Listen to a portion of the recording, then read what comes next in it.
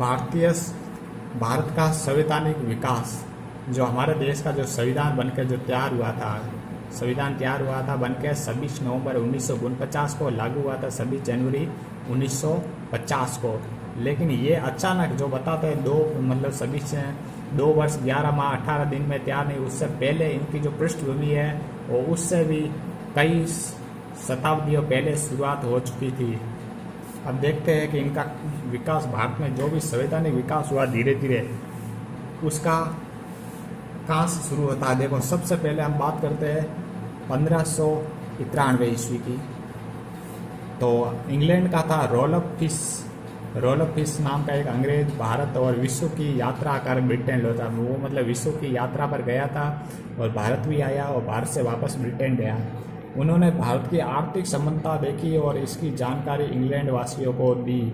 उन्होंने देखा कि भारत उस समय दुनिया का सबसे अमीर देश था और बहुत ज़्यादा संपन्नता थी। तो उन्होंने कहा कि अकबर समकालीन विश्व का सबसे धनी व्यक्ति है। ये रोलफ फिश जिस समय भारत में आया था, उस समय भारत में जो शासक था वो अकबर था। और उन्होंने बताया कि दुनिया में इस समय पूरे जो विश्व में सबसे जो अमीर आदमी है वो है अकबर।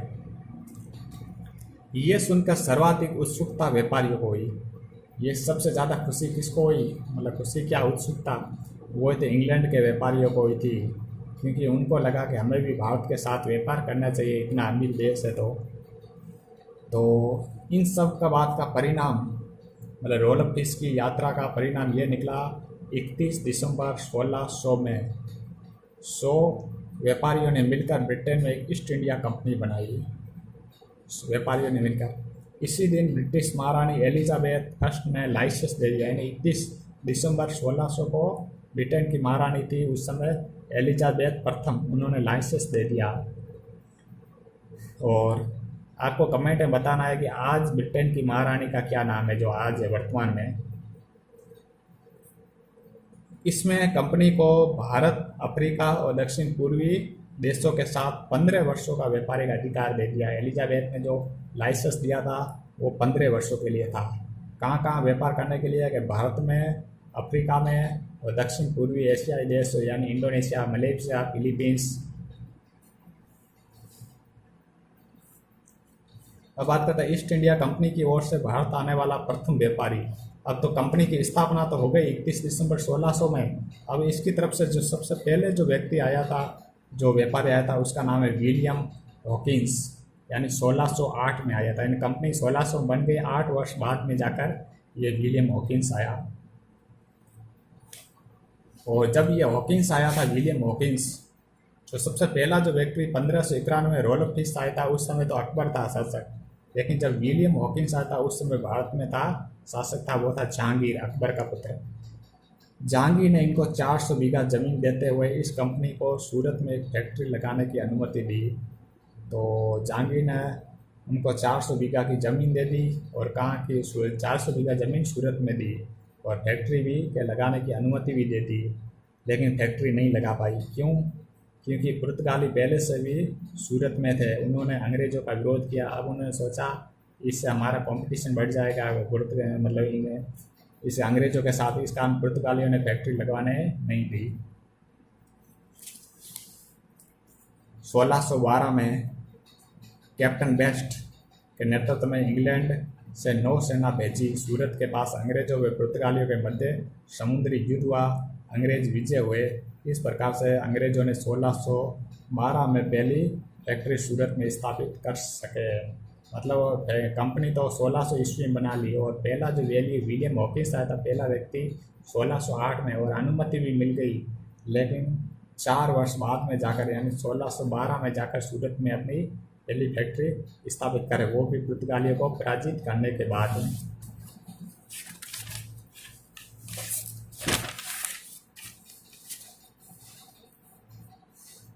अब आते हैं 1615 में इंग्लैंड के राजा जेम्स, और उसने अपना राजदूत बनाकर सर थॉमस रो को भारत भेजा, अपना खुद का राजा का तरफ से। मतलब इस समय कोई व्यापारी नहीं था, ईस्ट इंडिया कंपनी का नहीं था, सीधा राजा का दूत था। और 10 जनवरी 1616 में अजमेर में अकबर के किले में, जिसको मैगजीन किला कहते हैं, वहाँ पर सर थॉमस रो की मुलाकात जहांगीर से हुई थी। 10 जनवरी को हुई। 15 में आया था, लेकिन 1 साल तक कुछ महीनों के बाद उसकी हुई, मतलब वो मुलाकात हुई। यहाँ जहांगीर के दरबार में 3 वर्ष रहा। 3 वर्ष तक फिर यहीं रहा। पूर्णतः व्यापार की अनुमति प्राप्त करने वाला प्रथम अंग्रेज था। यही सर थॉमस रो ही एक पहला व्यक्ति था जिन्होंने पूर्ण रूप से व्यापार कर सकते हैं, भारत में कहीं भी व्यापार करने की अनुमति प्राप्त कर ली थी। तो अब पूर्ण व्यापार की अनुमति मिलने के बाद कंपनी ने इसी वर्ष आगरा, अहमदाबाद, बड़ौज, ये गुजरात में बड़ौज में फैक्ट्रियाँ स्थापित की। फिर आते आगे बढ़ते 1639 तक अंग्रेजों ने दक्षिण भारत यानी तमिलनाडु के पास पूर्वी तट यानी पूरे तमिलनाडु के वो कोरोमंडल तट पर जमीन खरीदी और वहाँ पर आधुनिक मद्रास राज्य की स्थापना की। मद्रास जो आज का नाम है चेन्नई, तो यहाँ चेन्नई के आसपास उन्होंने पैसों से ज़मीन खरीद ली। फिर वहाँ पर आधुनिक, मतलब मद्रास पहले क्या कोई मछुआरों की बस्ती टाइप की थी, फिर उन्होंने सिटी बसाई मद्रास, और वहाँ पर फोर्ट सेंट जॉर्ज नामक दुर्ग भी बनाया। तो मद्रास में एक अपने लिए एक किला भी बनाया जिसका नाम रखा सेंट जॉर्ज। अब बात करते हैं 1700 ईस्वी में बंगाल में कलकत्ता की स्थापना करी। बंगाल में उन्होंने 3 गांव की मतलब जो जमींदारी खरीदी थी वो थी कालीकता,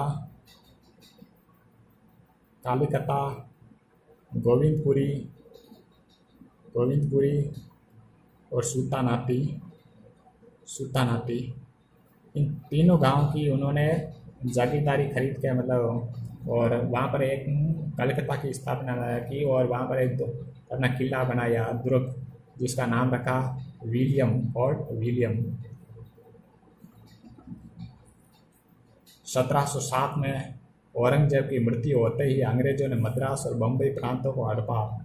मतलब उन्होंने जहाँ से व्यापार के लिए जो जागीरें जी अंग्रेजों से ली थी, जहाँ पर उन्होंने व्यापार के लिए जिस क्षेत्र को लिया था, और औरंगजेब की मृत्यु के बाद उस क्षेत्रों पर उन्होंने परमानेंट कब्जा कर लिया। जो कुछ क्षेत्र मद्रास से थे, कुछ बम्बई में थे, लेकिन पूरी बम्बई में नहीं किया था, क्योंकि इस समय भी बम्बई में सबसे शक्तिशाली मराठे शासन कर रहे थे। उन्होंने बम्बई में सिर्फ बसीन और सालसेट पर ही उनके पास था। 1717 में मुगल सम्राट फर्रुखशियर ने अंग्रेजों को बंगाल में निःशुल्क व्यापार करने का अधिकार दे दिया। उनको पास दे दिया, दस्तक दे दिया कि अब आप बंगाल में, पूरे बंगाल में कहीं भी व्यापार करो, कोई टैक्स नहीं लगेगा।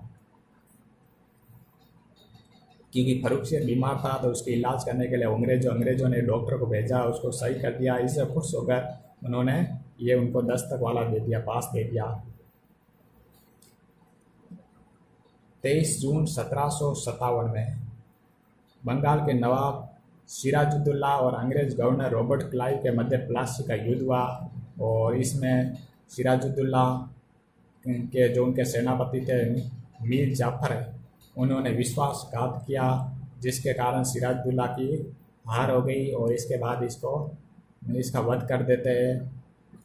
मीर जाफर का बेटा होता है मीरन, वो इसको मार देता है, और इस प्रकार से बंगाल में अंग्रेजी साम्राज्य की नींव पड़ जाती है।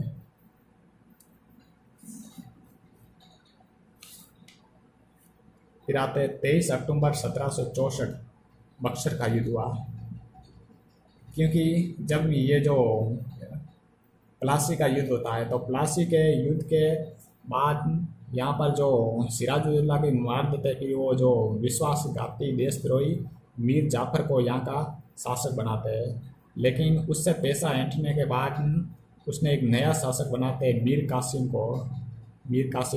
और मीर कासिम ने क्या किया, धीरे धीरे अपनी व्यवस्था प्रशासन अच्छा करने लगा, अपनी सेना सुदृढ़ करने लगा। उसने अपनी राजधानी भी मुर्शिदाबाद से मुंगेर कर दी। तो इस कारण अंग्रेज़ों को उस पर डाउट हुआ। इस कारण अंग्रेज़ों और मीर कासिम के बीच में युद्ध हुआ, जिससे वो भाग कर वहाँ चला गया इलाहाबाद में। उस समय था दिल्ली का मुगल सम्राट शाह आलम द्वितीय आया हुआ था, और इसके लिए अवध, क्योंकि इलाहाबाद अवध में आता, तो अवध का जो नवाब था शुजाउद्दौला, और फिर मीर कासिम तो था ही। तीनों ने अपनी सेना को मिलाकर अंग्रेज़ों के ऊपर अटैक किया।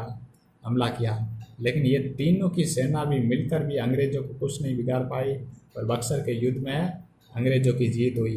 लेकिन इस अंग्रेज़ों की जीत का भी कारण यही था विश्वासघात। उन्होंने इस शाह आलम, शुजाउद्दौला, इनकी भी कई सेना में कई लोगों ने इसके साथ विश्वासघात ही किया।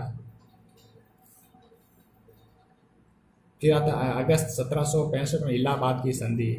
जब बक्सर के युद्ध में शाह आलम से समझौता कर लेते हैं, मीर कासिम भाग जाता है और शुजाउद्दौला भी हार जाता है, तो ये रुहिलखंड जाता है। उसके बाद एक दो जगह और अंग्रेज़ों से इनकी भिड़ंत होती है, इसकी हार हो जाती है। फाइनल ये संधि करने के लिए आ जाता है। तो अगस्त 1765 को इलाहाबाद की संधि करता है शुजाउद्दौला और उसको अवध का राज्य उसको वापस दे देते हैं।